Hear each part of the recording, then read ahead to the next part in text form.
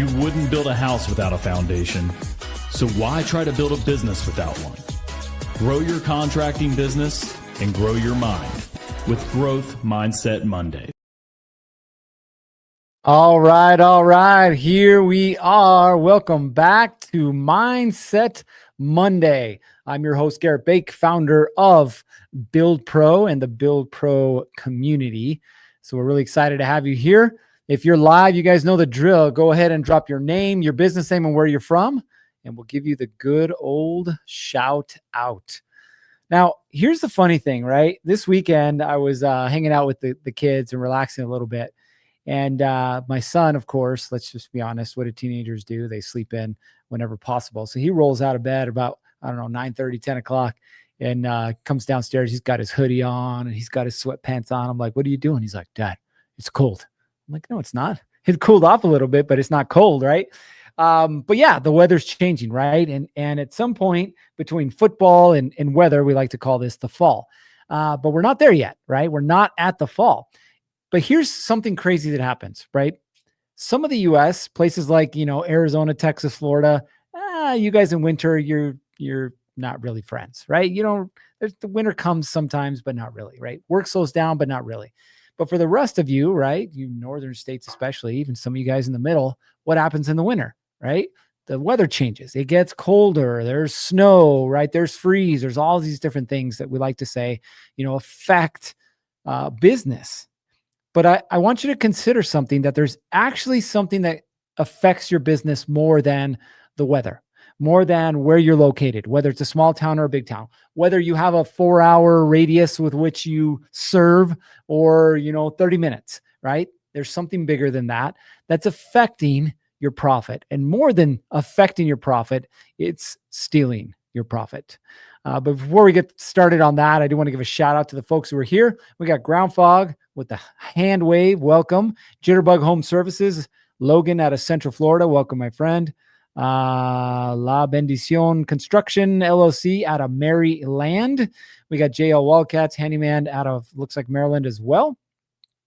We got Grow Garden Kid. Happy Monday. Daniel checking in from Greensboro, Georgia, doing a little punch out and measuring. Welcome. Although you did change your name, Growing a Garden Kid.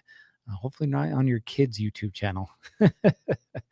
We got Stacy Owen with Great Solutions. Welcome to the show. Victor with Rhino Builders out of Minneapolis, Minnesota. Welcome to the show. Now, what is it that you think steals your profits? Like, I love to have this conversation with contractors, right? I meet with contractors every single day. And one of the questions that I always ask them is not how much money they're making, right? That's an easy thing to be like, oh yeah, let me just look P&L. Yeah. Okay. Yeah. Oh, hey man, we're at 750 this year. And I'm like, that's great. That's awesome. Right. That's an ego stroke, I like to call it. But then I ask them, well, how much money are you keeping? And I'll be honest with you, it's usually about 20 to 22% of all the contractors that I talk to. And mind you, I think over the years worked with over 500 this year alone, met with, taught, interacted with, we're probably approaching 750 or more contractors, right? We've done a lot. It's when I have this conversation, 20 to 22% don't know how much money they're keeping, right? Because in our minds, we mistake what we make with what we keep, and they're not the same thing, right? We've got James. Oh, welcome, James. Valiant Home Additions out of Arkansas. Welcome. We've got Lane Interiors out of Charlotte, North Carolina. Welcome. We got a couple comments already. What loses profit is lack of tracking profit. Ooh, well said. Well said, my friend. James, I like that. And then Stacy, employees setting their own pace. 100%. Those are two really good things. Okay. So we're going to talk about this because as a business owner, you have to understand this. You're not in business to make money. You are in business to keep money, right? At the end of the day, I don't care how much money is in my bank account because that will fluctuate up and down. What I want to know is at the end of the month, how much money am I keeping in my bank account, right? So we're going to talk about some of these profit killers. We had one more sneak in. David with Hope Builders, LLC, deck specialist out of Auburn, Maine. Welcome to the show. So what are these profit killers? Okay. What is it that keeps us from making the money that we want to make. Okay. The first one, and some of you want to hear this and some of you don't, but the first one and most important is too many contractors price based on what feels fair or what the competition is charging. What feels fair and what the competition is charging. Rodney just checked in, right? But if we were to ask Rodney, like, hey, how much do you charge for your lawn care? I don't know. Let me find out what the competition is charging. Let me ask my clients or potential clients, hey, what feels fair? Right? How many of you guys have ever done that? How many of you guys have ever negotiated price based on what you think will land the job? And I'm not saying it in a bad way, right? Don't think that I'm picking on you, but I'm kind of picking on you, right? Because again, you're not in business to make money. You're in business to keep money. So, and think about this. If you don't know what it is you need to make to break even, what are you doing? Well, you're gambling, right? You don't know your numbers. You don't know where you need to be, not just to break even, but to make money. So you're just gambling. You're not building a business, which is the roll of the dice. Hey, I won on this job. High five, fist bump. Great. Oh, I lost on that job, right? There's a reason, by the way, that people go to Vegas, and it's not to make money. It's that in their mind, they think they're going to make money, right? Oh, yeah, I'll make money on a couple hands. But then what? The house always wins. The house always wins. Okay. So you need to understand this. Now, we don't have enough time here to go into all of these different tools that are available and whatnot, but I'm going to show you a couple of these. Okay. So we have one that we share. Let me see if I can figure out how we add this. Let's see. Screen share. We are going to screen share one for you. So this is something, we have a program called our Blueprint program. And one of the first things that we share is what we call our break-even calculator. Now, what is a break-even calculator? You guessed it. A break-even calculator is nothing more than the ability for you to tell where do I need to be numbers-wise on this job to break even. I'm going to drop some knowledge on you. Before I do, I got to give a shout out to my boy, Adam King. What's up, my man? He's with the Bonneville Caulking and Waterproofing out of Salt Lake City, Utah. Okay, so what does it mean to break even? Okay, break even means I'm not losing money and I'm not making money. You need to know what this number is. If you don't know what this number is, I guarantee you there's a high probability that you're losing money, right? So this is a very basic calculator that we have. The first thing we look at is total revenue, right? What is total revenue? That is how much money you made on this job. Cash received, not invoiced, okay? Then you look at your labor expenses, your material, your subs, and any additional costs, okay? Those are all these numbers here. Now, here's where people screw up. And I'm not calling you out on this. I just want you to be aware of this, okay? Where people screw up is they take into account their labor, their materials, their subs, and any permits, fees, right? Additional costs, as we like to call them. And they're like, here's my break even. Therefore, if I charge an additional 30%, oh man, I'll be 30% in the green, right? What they forget is their monthly overhead expenses, their fixed costs, whether that's rent, that's trucks, or anything associated with running your business outside of on the job, right? Your insurance, admin. So in this case, and again, these are just example numbers, that's $20,000 a month. So they charged $84,000, but including their variable costs and their fixed costs, where are they at? They're at $67,000. Okay. Actually, let me do some math. Hold on. 20, 12, 32, 40, 51, 59, right? So they're at 58.5. That's where they need to be to break even. Okay. Does that make sense? And so month to date, they can look at this and go, hey, this month we're currently at 67,000. Okay. Which means we're above where we need to be. Does this make sense? Okay. So we're not looking at just on a job. And trust me, there's a lot of calculations that go into this. There's resources out there. We can give you some. I'll share more at the end. But just understand, you're not looking just at job-specific numbers. You're looking at the business as a whole. I don't care if you have a home office. That should be an expense, $500 a month. Great. If you have a truck and it's a business truck and you're using it for business, you guessed it. If you have a trailer, you guessed it, right? All of these things that go into running your business. This is how you calculate a break-even number.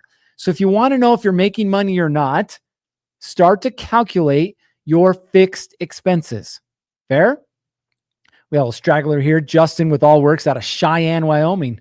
Welcome, my friend.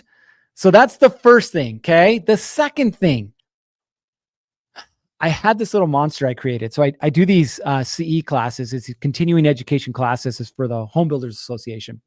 And I created this little pink monster. I have to find it. And I call him the Scope Creep Monster. The Scope Creep Monster, right? Now, what's the Scope Creep Monster, right? The Scope Creep Monster is that little monster that creeps into your jobs when somebody's like, hey, would you mind putting an extra outlet in here? Would you mind just painting this little wall a little bit? Hey, would you mind adding some trim over here? Hey, I know you said the roof, but could you also do, fix these gutters, right? All these different things that add up that we just, because of the kindness of our souls, right? I'm such a nice guy. I'm such a nice girl, right? And you're just so nice. You're just going to give back to the community. Listen, if you're going to give back to the community, give back to charity. Give back to charity, right? But your business is not a charity. So stop giving back, right? Too many contractors have either themselves or their crew giving back just a little bit more, but they don't document it, right? They keep giving their clients freebies. Why? Because there's no contract clarity or because of the goodness of their heart, right? So here's my challenge to you, okay? My challenge to you on your next job is to say, what if I didn't give it away? What if I just track this? What if I just said, oh, Mrs. Jones wants an electrical outlet here. Cool, Mrs. Jones, like let me show you how our process works. Which, by the way, if you don't have a change order process, shame on you. If you need one, we can help you with that. But a very basic change order process, which should be part of your original contract. I don't care if you're doing service work. I don't care if you're doing, new build, rebuild, TI, doesn't matter. You need a change order process that's part of your contract. Then you can refer back to the contract, right? Hey, Mrs. Jones, per our contract, this is outside of the scope of work. So we're going to do what's called a change order. So I'm going to calculate some costs associated with this electrical outlet. I'm going to send them over to you. I just need your approval on those. As soon as we get approval on that, it'll have the price there. As soon as we get approval on that, okay, then we'll proceed with the work. Very simple. Guess what? If they're not willing to pay it, don't do it. Because what are you doing? You're just giving it away. You're just giving it away. And Daniel says, I like to look at mine by the month due to lots of different products we offer and then try to limit the amount of jobs that we do not generate enough dollars so we can hit this number quicker. Going back to break even. Great. Awesome. That's great. We got Matt with Beckel Electric checking in as well. So back to change orders, right? Change orders. Change orders work when you leverage change orders. Again, I don't care if it's a large commercial job, if it's a small residential, if it's a service, doesn't matter. Change orders, change orders, change orders. Have it as part of your contract. Have it as part of your process. Number 3, oh my goodness, right? Lack of job cost tracking. There is nothing worse than thinking you're making money on a job when you're not, right? And think about it this way. It might be you, or it might be your employees, or it might be both. But how many of you frequent Home Depot or Lowe's on the daily? And it's because, oh, I'm missing this fitting, or I'm missing some nails, or I'm missing these 3 2x4s, or I'm missing whatever the thing is that I'm missing. And now all of a sudden you're taking time out of your day to go drive there, fuel expense out of your day to drive there, or you're paying your employees to drive there. Okay. And they're coming back with additional materials for a job that they can't charge for because why? Because they are the ones that screwed up, right? And so now you've got all these additional expenses on a job that you should be making 20% on, and now you're making 5%. Ooh, that hurts. It hurts, right? Stop doing it, right? Now, a very easy way. I'm going to teach you a little cheat code, okay? Very easy way. Whatever materials that you think you need, add 10 to 15%. Always, always, always, okay? Whatever labor you think you need, add 20%. Always, always, always. Why? Because I don't care how fast you work or how efficient you think your guys are, stuff always comes up. Always, always, always. So if you think it'll take 4 days, plan for it taking 5 and charge accordingly. If you think you have all the materials, okay, cool. Add an extra 10 to 15%. Why? Because you're probably missing something, right? I'm literally speaking to you right now, and I want you to see this, and hopefully you're laughing at this. Maybe you're cringing. Hopefully you don't turn this off. Okay. But listen, the reason you're not making money on your projects is YOU. It's you. Okay. So understand this. We've got Valiant Homes, James checking in, at least. Yeah, at least, right?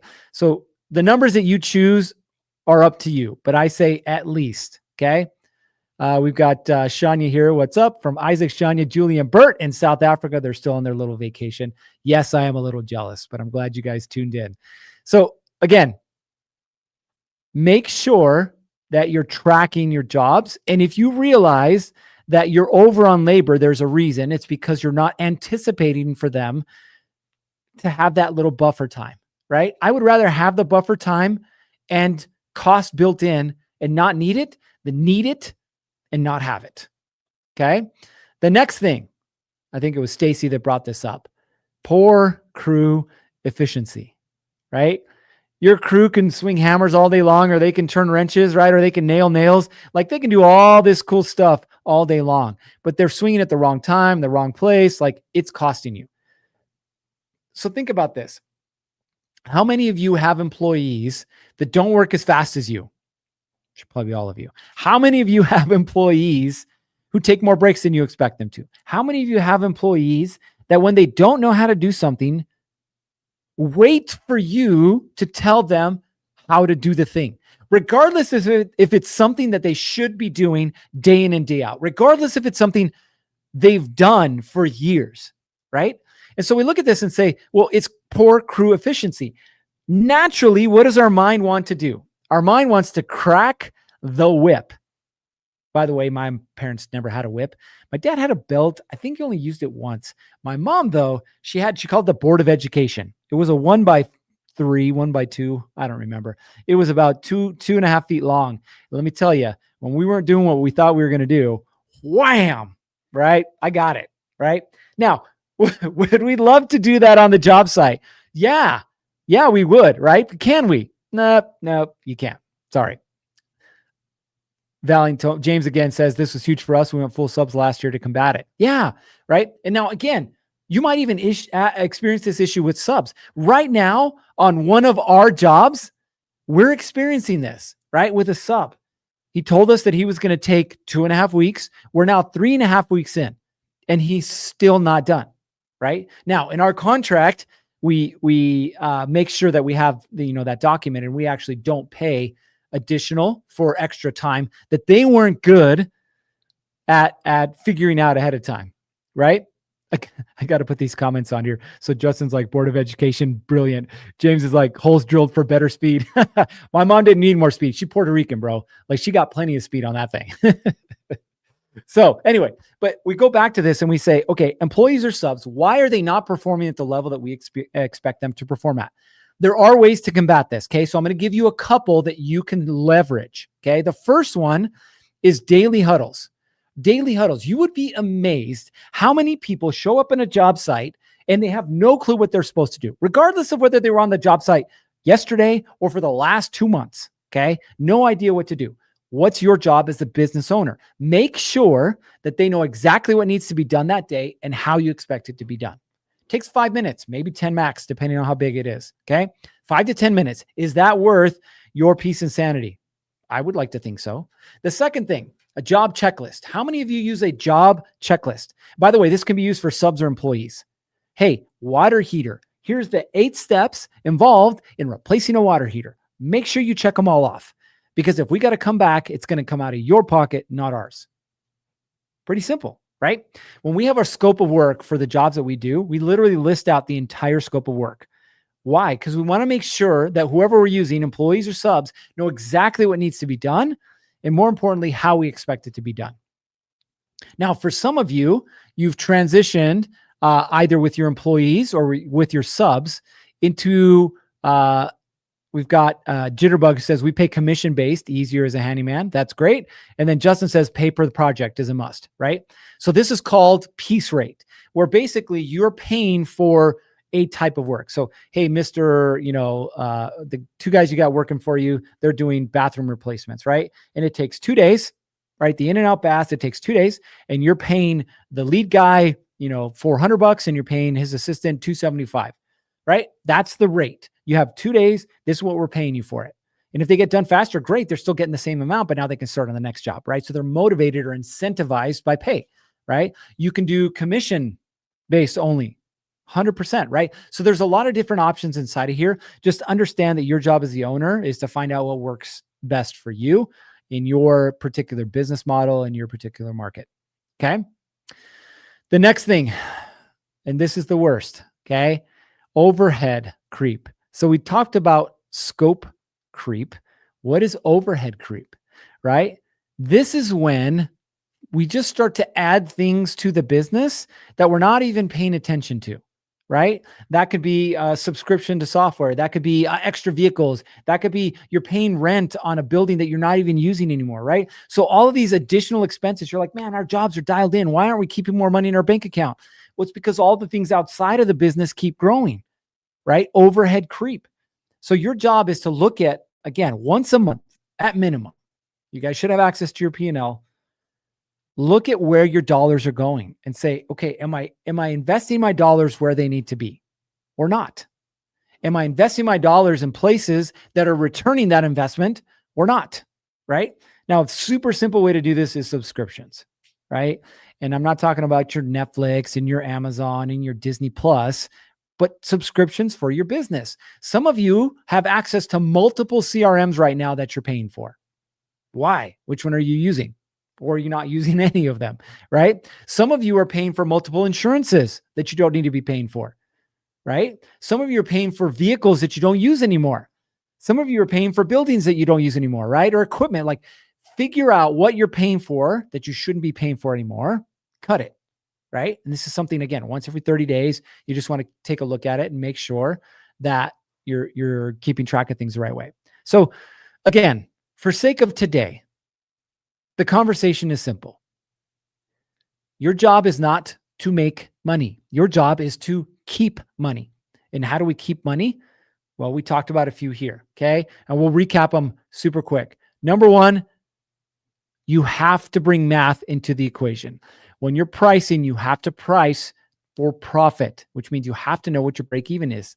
Number two, scope creep. Right? Scope creep and change orders. If you don't have a change order process, you need one. Okay. If you have one, you need to enforce it. And what we teach our contractors that we work with, hey, if you have employees on a job site and they do extra work, cool, that's coming out of their pocket, not yours. You let them know ahead of time, right? But if they're doing extra work and you're not getting paid for it, that's a problem.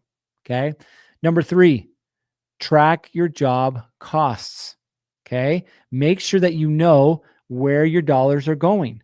Okay. Number four, an efficient crew will always make you more money. By the way, total side note, I want you guys to understand it's way easier to be productive when you're paying less people more.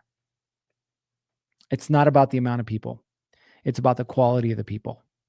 Different conversation. Maybe we'll have that one next week.